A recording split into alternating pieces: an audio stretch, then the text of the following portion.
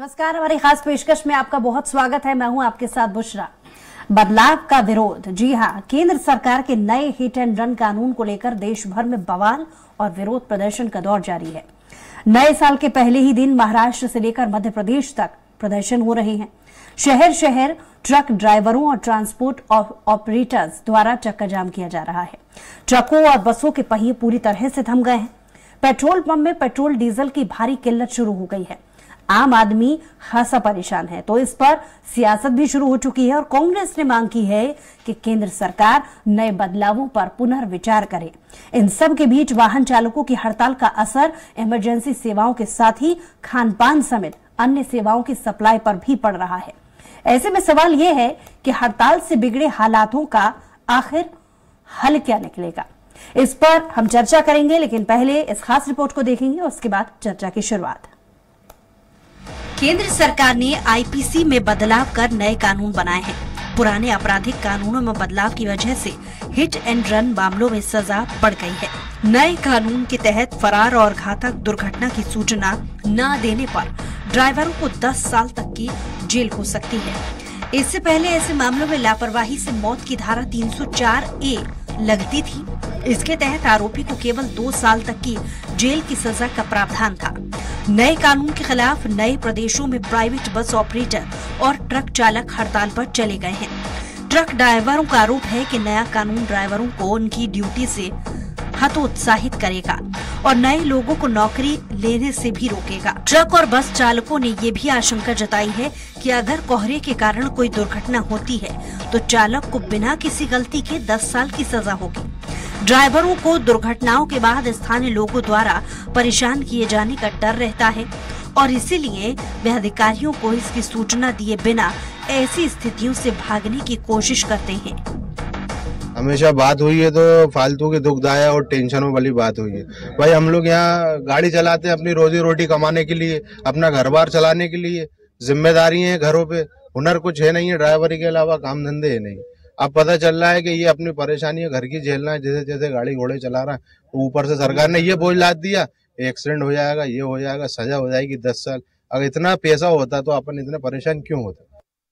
हमारा सेफ्टी के लिए हमारा कोई कानून ही नहीं है, कोई हमारे ऊपर कोई यही नहीं है कि हमारे कोई सेफ्टी करे।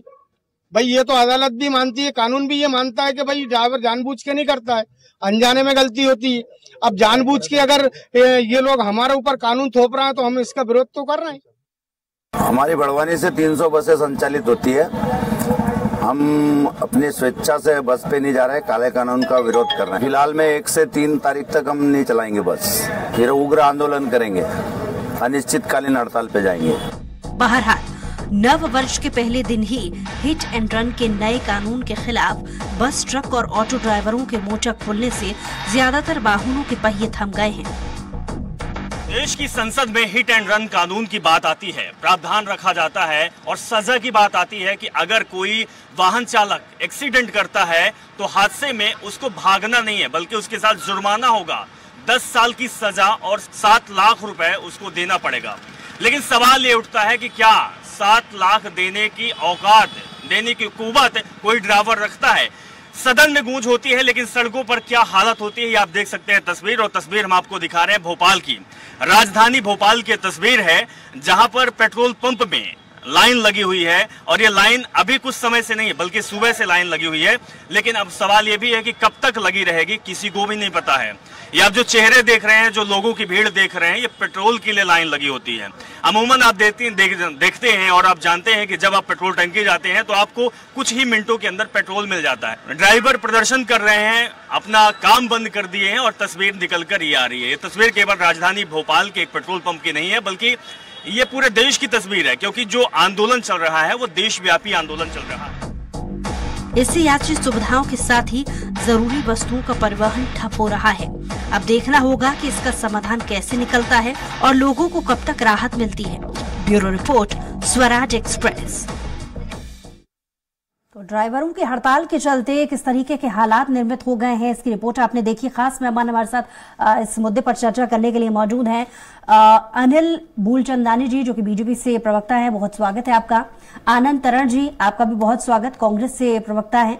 भूपेंद्र सुलेरे जी हैं, वरिष्ठ पत्रकार हैं, आपका भी बहुत स्वागत है।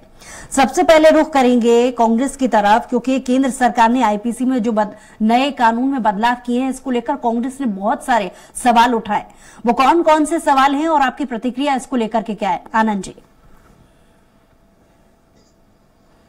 ड्राइवर कोई पैसे वाला तो होता नहीं, गरीब व्यक्ति क्यों करता? 20-25 रुपए से मिलते हैं, 30,000 मिलते होंगे, इससे ज्यादा नहीं मिलते होंगे, ज्यादा से ज्यादा। और अगर उनसे कोई एक्सीडेंट हो जाता है और एक्सीडेंट के बाद अगर वो वहां रुकते हैं और कोई ऐसा इंसिडेंट हो गया, कहीं गाड़ी में आग लग जाती है, उन्हें कोई मार डालता है, और जो भीड़ आती है वो आक्रोशित होती है, शासन प्रशासन वहां पहुंच नहीं पाता, कानून वगैरह वहां कुछ नहीं रहता, तो निश्चित रूप से अगर वो इस तरह, पहली बात तो ये कि उन्हें रुकना चाहिए, ये बिल्कुल ठीक बात है, लेकिन उनकी सुरक्षा का, क्योंकि आक्रोशित भीड़ तो आज अपन ने देखा कि बसें भी चला दी है, ट्रक भी चला देती है और ड्राइवरों के साथ क्या हाल करती है, ये भी हम सब जानते हैं। तो निश्चित रूप से जो 10 साल की सजा और 60 लाख का जुर्माना है, ये बहुत ही अनैतिक है। सरकार को इस बारे में बहुत गंभीरता के साथ सोचना चाहिए कि जो गरीब आदमी ये कहाँ से लेके आएगा। और निश्चित रूप से वो अगर आज, और दूसरा ये कि आज मैंने देखा कि पेट्रोल पंप पे लाइन लगी हुई है, पेट्रोल पंप बंद कर दिए गए। एक जगह गया मैं तो उन्होंने बोला कि ओनली फॉर सरकारी वाहनों को है, प्राइवेट किसी को नहीं। लोग बेचारे परेशान हो रहे, खड़े हैं, घंटों खड़े हैं, लेकिन डीजल पेट्रोल कहीं नहीं मिल रहा। निश्चित रूप से सोचती स्थिति पैदा की है सरकार ने। सरकार को ये सब कानून बनाने के पहले विपक्ष को अपने विश्वास में लेनी चाहिए। विपक्ष के साथ साथ जो कानून के विधि वेत्ता है, दूसरे लोग हैं, उनको अपने विश्वास में लेने चाहिए और निश्चित रूप से इस तरह का निर्णय करने चाहिए। आज किस तरह से चारों तरफ अराजकता की स्थिति, चारों तरफ जाम पड़ा हुआ है, मतलब कहीं कोई गाड़ी चलाने वाला नहीं है, लोग परेशान है। ट्रांसपोर्ट में मैंने देखा कि सब खाली पड़े हुए, तो मतलब जो हमाल वगैरह सब जो कर्मचारी सब फ्री हो गए, तो जो रोजी रोजगार जो ट्रकों के कारण थे, तो आज पूरे का पूरा व्यवसाय ठप हो गए। और लगातार अगर इनकी मांग गंभीरता के साथ और तुरंत नहीं मानी तो क्या हालात होंगे ये हम सब जानते हैं। हर चीज महंगी हो जाएगी, हर चीज सुलभ नहीं होगी, लोगों को साफ सब्जी नहीं मिलेगी, फल नहीं मिलेंगे, रोजमर्रा की चीजें नहीं मिलेंगी, मतलब हर तरह की जो उपकरण जो रोज उपयोग में होते हैं वो कहीं ना कहीं उसका अभाव हो जाएगा।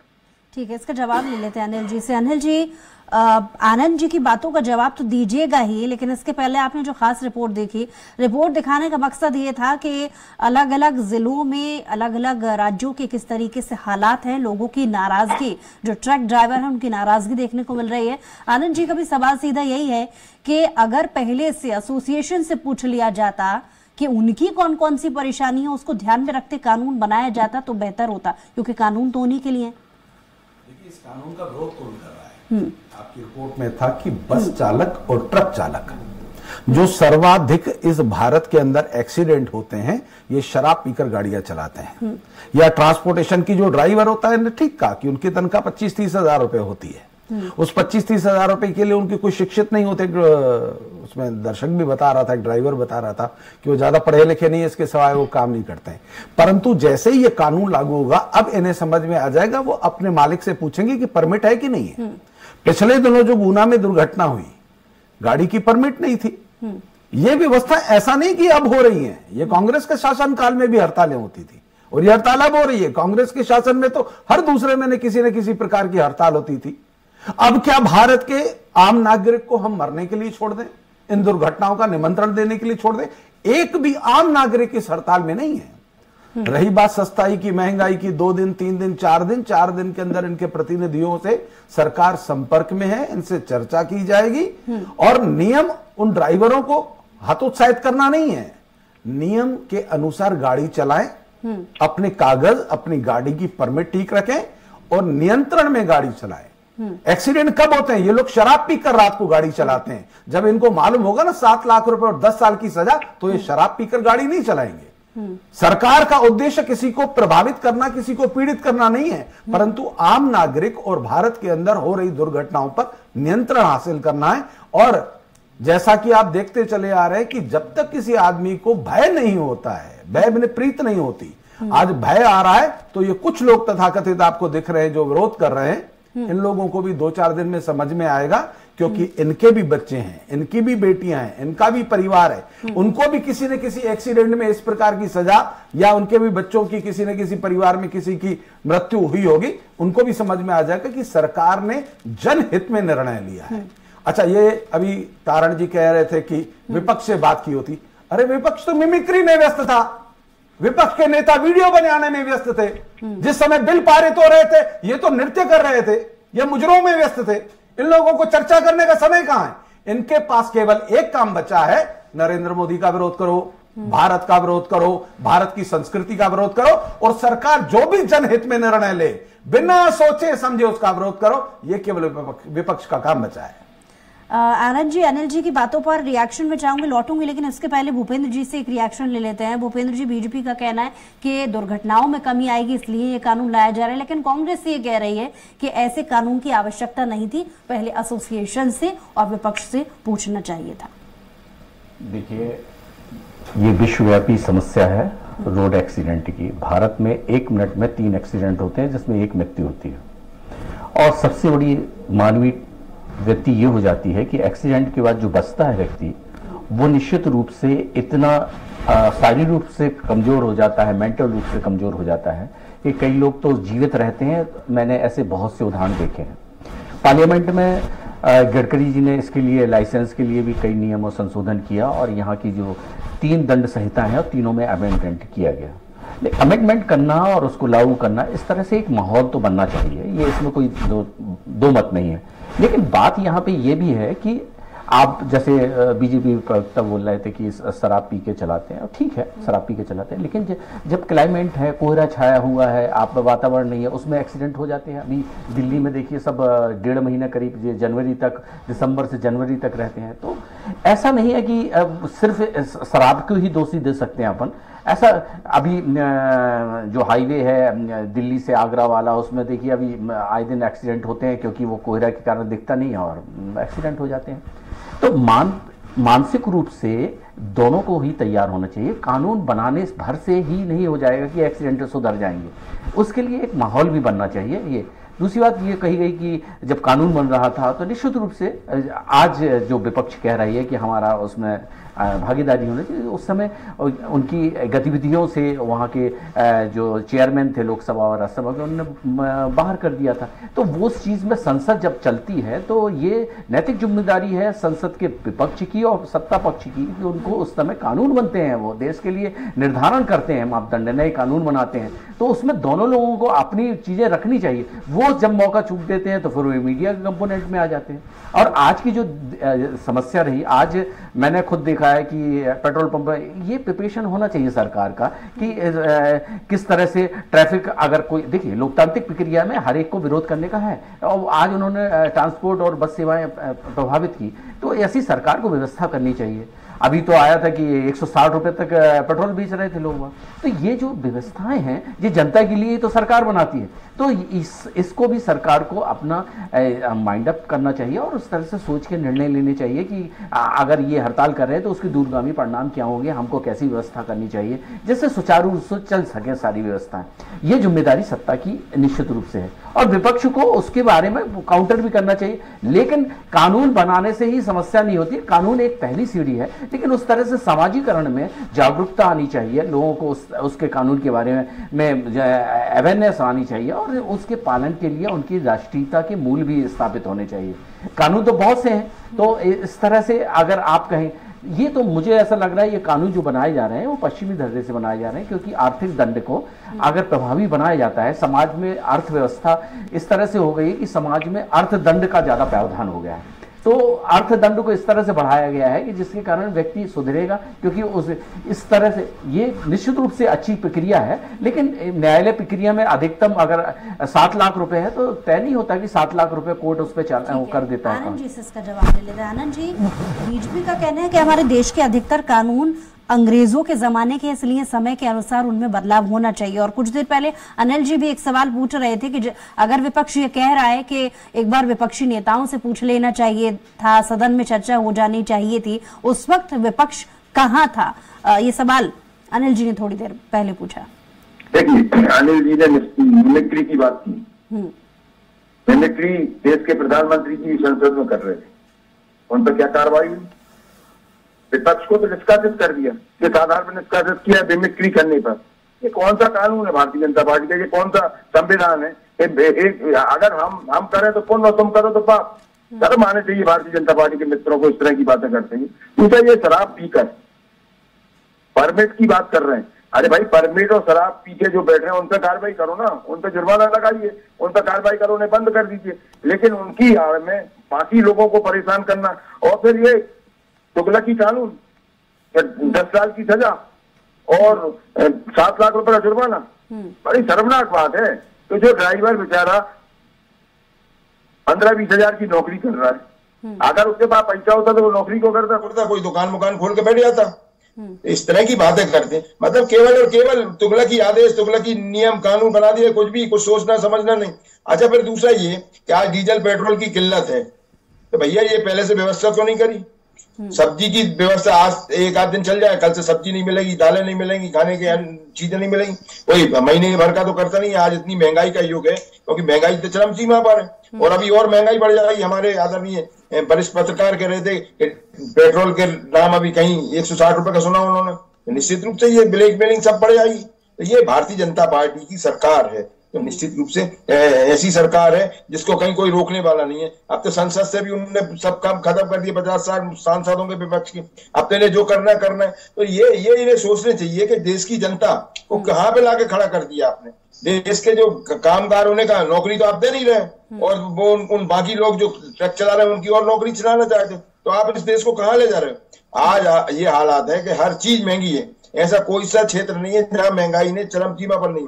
सरकार केवल अपने सांप्रदायिकता में या दूसरे कामों में उलझी हुई है।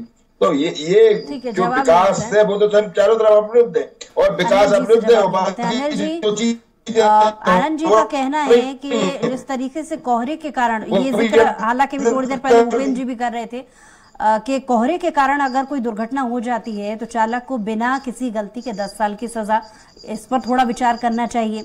और आनंद जी भी यही कह रहे हैं कि एसोसिएशन ने अचानक से तो हड़ताल का ऐलान किया नहीं है, पहले से इसको लेकर के सूचित कर दिया था राज्य की सरकारों को भी, तो पहले से व्यवस्था क्यों नहीं की गई?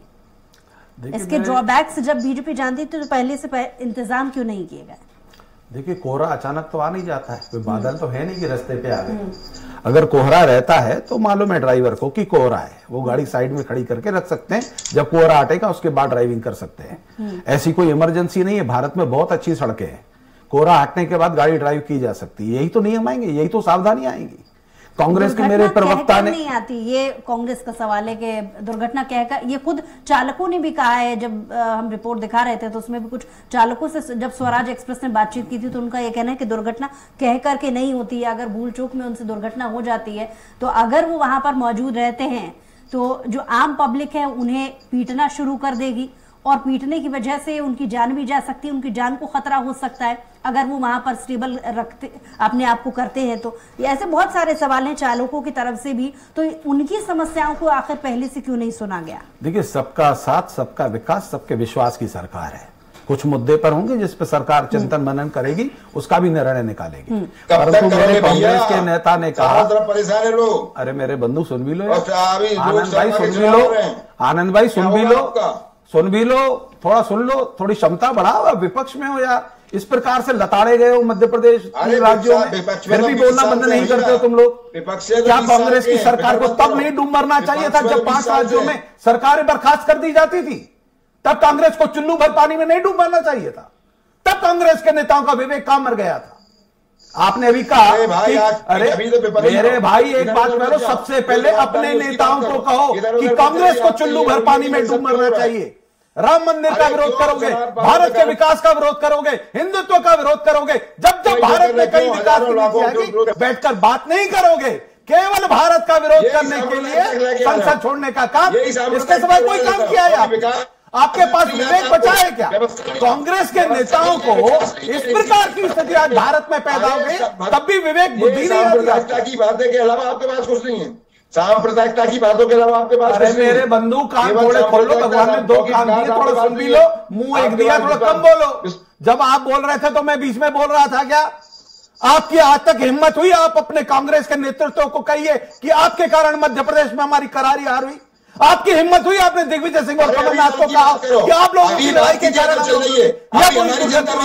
अरे आप भारतीय जनता पार्टी की सरकार जिस राज्य में है, केंद्र में है, हम उसकी बात कीजिए जिसमें आप भारत को जगत गुरु बनाने के लिए, हम भारत को मजबूत बनाएंगे, हम भारत को जगत गुरु बनाएंगे, हम आप लोगों को हमेशा मत जाइए, जो लाइन है उस पर चलिए। डीजल पेट्रोल की दिक्कत है उसकी बात कीजिए, जो हड़ताल है उसकी बात कीजिए, इधर उधर मत जाइए। आप कश्मीर से कन्याकुमारी पहुंच गए, अभी भोपाल में रहिए, मध्य प्रदेश में रहिए, महाराष्ट्र में रहिए, जो आज हड़ताल चली है उसमें रहिए, इधर उधर मत जाइए आप। मैंने भोपाल की तो बात की, कौन से कांग्रेस के नेता में इतना जमीर आ गया कि कमलनाथ को कहे कि चुल्लू भर पानी में डूब मरना चाहिए? अरे मध्य प्रदेश के किसी नेता ने कहा दिग्विजय सिंह को कि आप दोनों की आपसी लड़ाई के कारण हम लोगों की बुरी दुर्गति हो गई है? किसी नेता में हिम्मत? जनता पार्टी का अरे आप अपने नेताओं को कहिए कि चुल्लू भर पानी में डूब मरे। आप भारतीय जनता पार्टी के नेताओं को सलाह मत दीजिए, अपना परिवार संभालिए, अपना घर संभालिए। भारत संभालने के लिए हम स्वतंत्र हैं, हम वचनबद्ध हैं, भारत को जगत गुरु बना के रहेंगे। इटालियन मैन को और उसके बच्चे को बता देना। आज हड़ताल कर रहे हैं लोग, उसकी बात करिए, इधर उधर मत जाइए। आनंद जी, आपसे सवाल क्योंकि आपके नेता कह रहे हैं कि केंद्र की सरकार को इस पर पुनर्विचार करना चाहिए, क्या कहेंगे इस पर? पुनर्विचार को लेकर कांग्रेस आगे क्या स्टेप उठा सकती है बतौर विपक्ष? अब बोलो, अब क्यों चुप हो गए तारण जी? हाँ, अब क्यों चुप हो गए? बोलो ना। मेरे से पूछा क्या? अरे हाँ, तो मेरे समय में आप बोलोगे, अपने समय में बोलोगे नहीं? क्या हो गया? बस आप समझ में नहीं आया क्या बोला। आनंद जी, सवाल ये है कि आपके नेता कहते हैं कि केंद्र की सरकार को इस नियम पर, इस कानून पर पुनर्विचार करना चाहिए। बतौर कांग्रेस विपक्षी नेता आगे क्या स्टेप उठा सकते हैं? पुनर्विचार सरकार को करना चाहिए इसको लेकर। नहीं तो सही बोला ना, मैं भी तो वही बात कर रहा हूँ आपसे कि सरकार को बहुत गंभीरता के साथ सोचनी चाहिए और जो उन्होंने तुगलकी आदेश जारी किया है उसको वापस लेने चाहिए। ये तुगलकी आदेश चाहिए जो इस न्याय, वो 5 राज्यों में जब भारतीय जनता पार्टी की सरकार हटा दी थी उसको कहते थे तुगलकी आदेश करनी चाहिए, जो जब इमरजेंसी लगा दी थी उसको कहते थे तुगलकी आदेश। चर्चा करनी चाहिए, ये तरीका है। अब ये भारतीय जनता पार्टी के प्रवक्ता बौखला गए हैं, पता नहीं क्या क्या बोल रहे हैं, समझ में नहीं आ रहा मेरे को। आपको समझ में थोड़ी आएगा, कहां से कहां तक बोल रहे हैं। अरे भाई, जो राष्ट्रीय समझ में नहीं आता, बात करें, जो ज्वलंत मुद्दा उसकी बात करें, इधर उधर मत जाइए। जो जवाबदारी आपकी उसका निर्वहन करें आप। जनता ने जनादेश आपने कर लिया, क्योंकि समय की कमी है, आपने अपनी जिम्मेदारियों का निर्वहन कर लिया। ठीक है आनंद जी, हो गया, क्योंकि समय की कमी है। अरे आपने अपनी जिम्मेदारियों का निर्वहन किया होता तो ये बुरी दुर्दशा नहीं होती 3 राज्यों के अंदर। ठीक है आनंद जी, मुद्दे से भटकने की कोशिश ना हो। आज हमारी सरकार है, हम सरकार में है, हम श्रेष्ठ अनिल जी और आनंद जी, जो विचार करना है विचार करेंगे। अनिल जी और आनंद जी, आपसे विनम्र निवेदन, समय की क्योंकि कमी है, भूपेंद्र जी से एक रिएक्शन ले लेते हैं। भूपेंद्र जी, पुनर्विचार करने को लेकर क्या कहेंगे आप कि क्या इस पर वाकई में गुंजाइश है या ऐसी जरूरत है जिस पर पुनर्विचार होना चाहिए? देखिए, कानून बनते हैं तो उसके लिए पहले मानसिकता रूप से लोगों को तैयार होना चाहिए। अब पुनर्विचार तो सरकार के ऊपर है, वो देखिए। लेकिन सबसे बड़ी बात यह है कि जो पेट्रोल पंप है और जो डीजल है, पेट्रोल है, उससे सबसे ज्यादा रेवेन्यू आता है सरकार के पास। और सरकार की जब से मोदी जी की सरकार आई है उसमें सबसे ज्यादा सेंस उसी से आ रहा है और सारी विकास की योजनाएं उसी से चल रही हैं। तो आज निश्चित रूप से शेयर मार्केट भी डाउन गया होगा क्योंकि ये पेट्रोल डीजल की जो क्राइसिस मची। और लेकिन ये है कि जनता के लिए जब सरकार आती है तो इस तरह से काम करने चाहिए कि निश्चित रूप से सरकार सोचेगी और करेगी भी, मैं तो यही मानूंगा। लेकिन विपक्ष का भी रोल है कि वो जिस तरह से जनता की बात को जिस तरह से उठाएगी और जिस तरह से दबाव बनेगा सरकार पे, तो निश्चित रूप से ये दबाव जब बनाएगी तो पुनर्विचार भी होगा। और मानसिक रूप से समाज में मानसिक रूप से कानून को किसी का इंप्लीमेशन करने के पहले उसकी मानसिक रूप से तैयार हुई होना चाहिए। कानून अच्छे हैं क्योंकि दुर्घटनाएं बहुत होती हैं, इसमें कोई दो मत नहीं है कि निश्चित रूप से, और सरकार की संवेदनशीलता भी है और इतना साहसिक बात भी है कि इतने बड़े चेंजेस उन्होंने 3 दंड संहिताओं में कानून में परिवर्तन लाया है, और उस समय विपक्ष को बाहर नहीं जाना था, उस समय उनको कट आउट करना। बहुत शुक्रिया भूपेंद्र जी हमारे साथ जुड़ने के लिए, तमाम बातचीत के लिए। अनिल जी और आनंद जी आपका भी बहुत शुक्रिया हमारे साथ जुड़ने के लिए। बहरहाल जिस तरीके के हालात निर्मित हुए हैं इस नए कानून को लेकर, ड्राइवरों ने हड़ताल कर दी है, और इस हालातों को देखते हुए देखने वाली बात होगी कि इनका समाधान आखिर कैसे निकलता है और कैसे निकलता है। बहरहाल हमारे खास पेशकश में इतना है। कुछ और खबरों के लिए देखते रहिए स्वराज एक्सप्रेस।